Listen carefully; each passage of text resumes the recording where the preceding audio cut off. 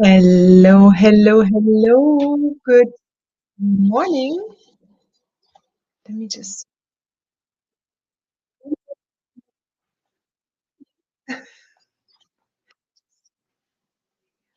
a second. Can you hear me?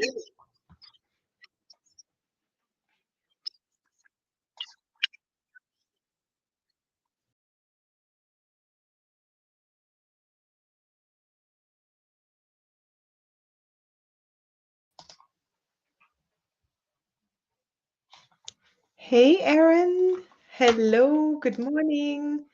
I hear an echo for some reason, but I think I'm good.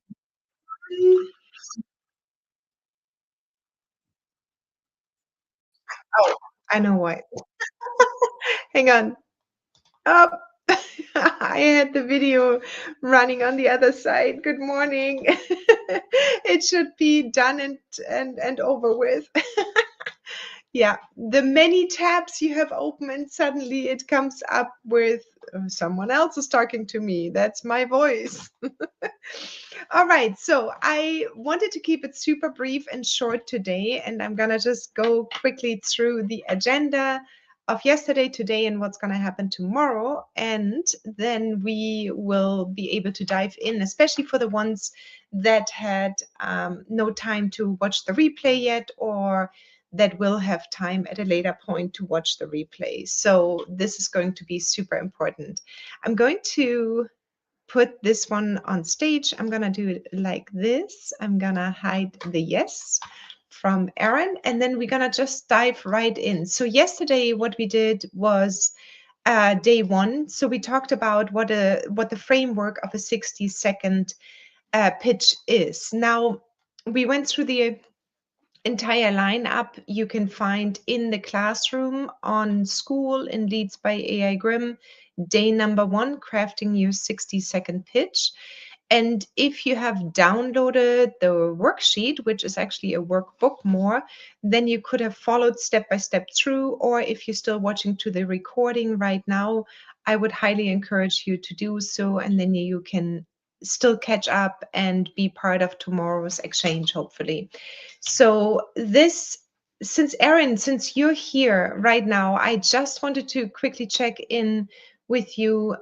Did it give you any aha moments, or was it something like, oh man, I have to think and now I need to write and I have actually no idea what my business is all about, or anything like, yeah, just like an aha moment? If you can just maybe share this with the community and everybody else that is online watching from the other channel, maybe you could do the same just to share for anybody that hasn't done um, their homework yet or went through the worksheet. Also interesting for me to know is, did you actually take the help of AI Grim, where you have all of your documents already in and AI Grim knows you, were you able to double check or take AI Grim as well?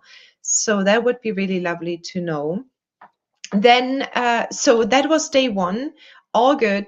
You got a few of you already submitted. Really cool. Erin, Kimberly, I think, and then Pam as well. Thank you so much. And I think you also have received feedback. And also let me know if it was helpful or not. So wherever you are right now, it's still good enough and good time to join, and I'm going to publish day number two as we speak. So yesterday was take the worksheet, go through it, write your 60-second, post it to the community. Today is you're going to be the buyer. And the less you know about a product, the better, actually, because that will give you the true experience of someone that has never heard about your business. They don't know anything, what you're selling to whom, what the audience is, and so on. So the real trick is actually to find someone, or hopefully see someone, that can comment to a business you're not aware of. So feedback is the absolute gold. It's definitely also humbling and difficult to receive feedback. I've been sitting on the other hand a million times, so I know how it feels. But without feedback, it is actually really hard to judge if your product is reaching the right audience, or your offer, or if you're communicating your idea of your offer or business well enough that someone else across from you can understand it right away? Or do you not end on a simple question that would lead into the next conversation? So let me just quickly see. Aaron, the one I had done before was already an diagram, so I just input what you had directed to it to just tweak it some. Awesome. Okay, super. And then I had something similar already, but it was nice to see it in a more structured way. Cool. All right, so day number 2, put your buyer's hat on, go to any of the pitches, choose at least 3. Right now, I think we have 3, but choose at least 3 and train your buyer's brain to ask questions or to come back with your feedback. So how you can go about this and what it will do to you as well and to your offer pitch as well is you, while you're asking those questions or trying to at least give feedback to the person who put the pitch out, you will think is like, well, did I put that in my pitch actually? So you still have time to tweak it until people start actually commenting, and then take their feedback as gold, because it's a gift to you to have a whole community able to see if they understand your offer. You don't have that out there because you talk to your partners all the time. Most of the time they might not understand what you do, but they have been hearing about what more or less what you do. You know, you're an aromatherapist, you're selling oils, or you're a coach and you're coaching high-end clients. So they might get the gist of it, but they would also not want to hurt you necessarily. So they're not really good in giving you constructive feedback. So come to this community. It's rare that you have communities that can just say, well, that makes no sense. What are you trying to say over here? And don't take it personal, take it as a gift. So the way you can give feedback, and I mentioned that here under day 2, be the buyer. The way to get feedback is to look for clarity. And then also, if you don't find clarity, give a question that is around clarity, like, who exactly is this for? Can you give me an example? What does X, Y, and Z mean if you talk about, I don't know, red light therapy? I have no idea what that is, for example. Can you put this in a regular language? What does it do? I'm confused about a specific part in the pitch, and so on. And then there are buyer questions, what a real client would ask if they don't know your product. How long does this process take? What makes your approach different from A, B, or C competitor? Then is this for someone who is in this scenario or this scenario? Is that something they want to find out? Basically, is it something I need? Is it something I want? And will I spend money for it? So those type of questions are really helpful, especially if they don't understand if it is for them. That might mean you're missing the piece of an audience inside of your pitch. So this one is, for example, this one is for anybody that has, I don't know, horses, and the horses are in some kind of a different league and they're running really fast. And I have no idea about horses, but you get the scenario. They just want to figure out with these questions, is that something for me? What would I need to do or commit to if I worked with you? Is it a 1-hour session? Is it going to be 7 weeks? Is it going to be ongoing? Is the product going to last me for 10 days, for a month, for 3 months? Something like this is really helpful. And then the impact questions, testing the outcome basically. What specific result would I see after working with you? Can you give me an example of someone this worked for? And how is my life business different after your solution? So that is where you have the solution part in your pitch. And what you don't want to do, which is just not helpful most of the time, don't just say, this is great. We get that most likely from our partners at home. Oh, yeah, honey, you're beautiful. That's great. They love you way too much. So don't just say, this is great. Don't write their pitch for them, because that's important. You want to really understand with your own tone of voice how you would communicate. If someone else would write the pitch for you, it is most likely not going to be in your tone of voice. Don't be mean. Obviously, nobody is in this community. And don't skip the pitches that seem good enough, because everyone has something to tweak or to make better or to understand better. I would really take 3 pitches and try to be the buyer, be super critical, be nicely critical, but be constructive as well with your feedback. And don't just skip it because it's like, oh, that sounds pretty good. Okay, let's move on. And obviously, what to do is do ask the questions of a confused buyer would ask. Do point out where you got lost or had to reread everything. Like Erin did a great example on my 1-sentence sales pitch. It was like a really long sentence and hard to understand. So she gave me the feedback as like, all right, that sounds like a mumble jumble all the way through. And so it's important to divide those sentences then up. So reread, and that is a big sign of somebody not necessarily understanding it right away. Do mention if industry jargon made you tune out. Like if somebody talks about, I don't know, rack systems and the back end, and we have like 146 bugs that need solving in GitHub, and everybody tunes out there because nobody knows what I'm talking about. But if I say errors come up and errors will be fixed, it's much easier to understand. Then there are a few examples of the pitch and then some good feedback and why this works. You can go through those 4 examples.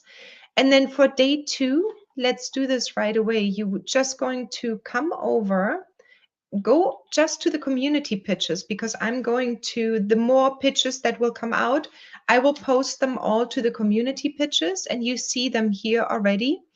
And then it's much easier to keep everything in one row. So you can then just go into, let's say you choose Aaron's, Pam's, and Kimberly's. You go in here, you read their pitch, and then maybe what you want to do is just keep day number 2 open in a separate link. That's what I would do at least, and come down to these 3 question types and see if you can give an impact question back, a buyer question, or a clarity question back, depending, or maybe all 3 of them if it is not clear enough. So you're going to look at this, you like it, then you comment. From Kim, there's a comment, then there is a little bit of a back and forth between Aaron and Kim. What we want to end up with is that everybody gets at least 3 buyer questions, basically clarification questions. And with that, we can then, and that's optional, adjust our pitch or create maybe a second or third pitch because you suddenly figured out, oh, I've got maybe 2 or 3 different buyer groups. Start out with one, but you never know. The questions might reveal, it's like, oh, maybe now I am actually not just serving 25 to 45-year-old. It would be a good idea to maybe have, 45 plus. I don't know. So this could come out of that too. So then today, again, here are these examples. And then for tomorrow, what you want to have is adjust your sales pitch as much as you need or want. And we will come together tomorrow on our Zoom call. And on the Zoom call, I'm going to create a few breakout rooms, and then you can start pitching to each other. And the nice thing is that our community, we know each other already really well, which is beautiful. So it's not that it's a brand new buyer or person, but you will still feel a little bit uncomfortable and you will feel squeezy and nervous and all of that. And that is part of it. But I think it will give you a real boost. And then once you have done the Zoom tomorrow, you can go out and practice it 100 more times, get it all right, and then you've got your sales pitch down. And from your sales pitch itself, you will then be able to evolve the sales pitch itself into smaller bite-sized pieces for Instagram, social media. Maybe you have a sentence in your email where, at the bottom, always as a signature sentence, for whom you solve the problems, for whom it is, and What is the question? How can we help you? Book a call. Anything like this will really evolve out of this 60-second script. So are there any questions at this point? Because that's pretty much it. It's 11:15. I didn't want to go much beyond it. I'm trying to keep everything short and tight for everyone. Just wanted to go through. Thank you, first of all, for everybody that submitted already their pitches and got feedback. I hope it was helpful. And then I will keep an eye out today. And that's why, here we go. There's a, yay, good job, Judith. Okay, so I'm going to pin this one also to, so there's another pitch that came in. And please do give feedback because this will be amazing and it will help everyone around it. If there are no questions, I will see you tomorrow at 11 o'clock for breakout rooms. If you have time, I hope so. I know not everybody can always make it. But that would be wonderful. And if not, I don't know if I can come up with an alternative, but maybe a few people can come together in the co-working space. And I know that Kimberly, for example, and Roxandra, they lead co-working spaces in our AI Grim Society group. So then it might be a good time to create maybe a co-working space where you can continue to practice your pitches and become really clear. Be good business peers. It helps a lot if someone is giving you feedback. We are all friends, but on top of it, we know businesses so well and we are all buyers. So you can help just through your constructive feedback someone else along the way. So yeah, please do join or create a co-working space. This is great feedback, and learning the structures is helpful to be able to give better feedback to others. Yeah, exactly. I think so too. All right, everyone, thank you so much. I'm going to end this today. Kim, the recording should be up right away in our room two, day two. This one here, just come over here and there's the recording if you missed the live right now. But it was short, crisp, and sweet. And now go out and be a buyer today. Enjoy everything. See you tomorrow, everyone. Bye-bye. Ciao.